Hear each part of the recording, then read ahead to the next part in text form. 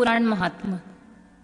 श्री शौनक जी ने पूछा, महाज्ञानी सूत जी, आप संपूर्ण सिद्धांतों के ज्ञाता हैं प्रभु। मुझ में पुराणों की कथा के सार तत्व का विशेष रूप से वर्णन कीजिए प्रभु।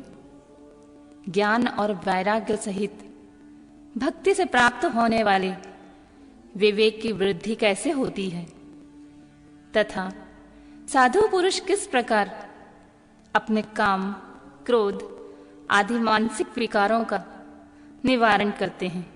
इस घोर कलिकाल में जीव प्रायः आसुर स्वभाव के हो गए हैं।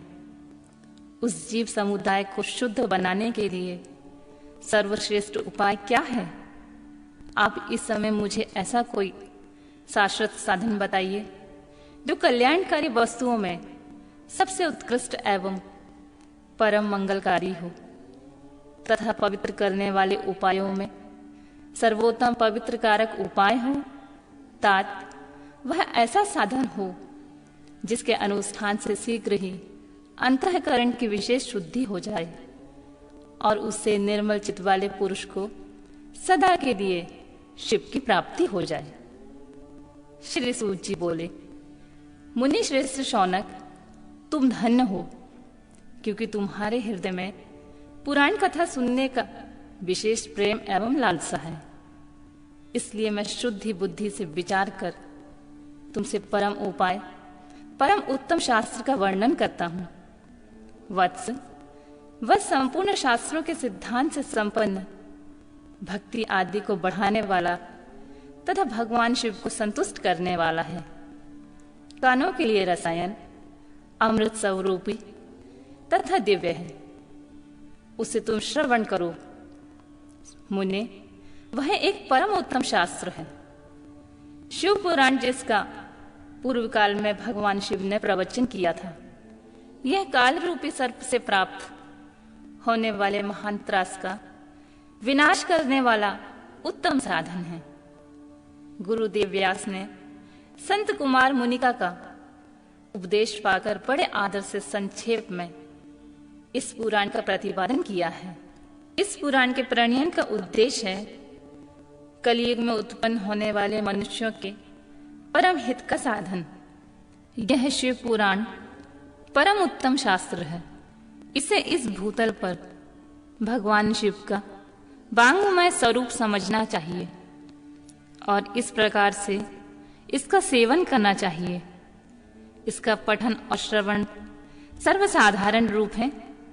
इससे शिव भक्ति पाकर श्रेष्ठतम स्थिति में पहुंचा हुआ मनुष्य शीघ्र ही शिव पद को प्राप्त कर लेता है। इसलिए संपूर्ण यत्न करने मनुष्य ने इस पुराण को पढ़ने की इच्छा की है अथवा इसके अध्ययन को अभीष्ट साधन माना है। इसी तरह इसका प्रेम पूर्वक श्रवण भी संपूर्ण मनोवांछित फलों को देने वाला है। भगवान शिव के इस पुराण को सुनने से मनुष्य सब प्रकार के पापों से मुक्त हो जाता है तथा इस जीवन में बड़े बड़े उत्कृष्ट भोगों का उपभोग करके अंत में शिवलोक को प्राप्त कर लेता है। यह शिव पुराण नामक ग्रंथ 24,000 श्लोकों से युक्त है। इसके 7 संहिताएं हैं। मनुष्यों को चाहिए कि वह भक्ति, ज्ञान और वैराग्य से संपन्न हो बड़े आदर के साथ श्रवण करे। 7 संहिताओं से युक्त यह दिव्य शिव पुराण पर ब्रह्म परमात्मा के समान विराजमान है और सबसे उत्कृष्ट गति प्रदान करने वाला है।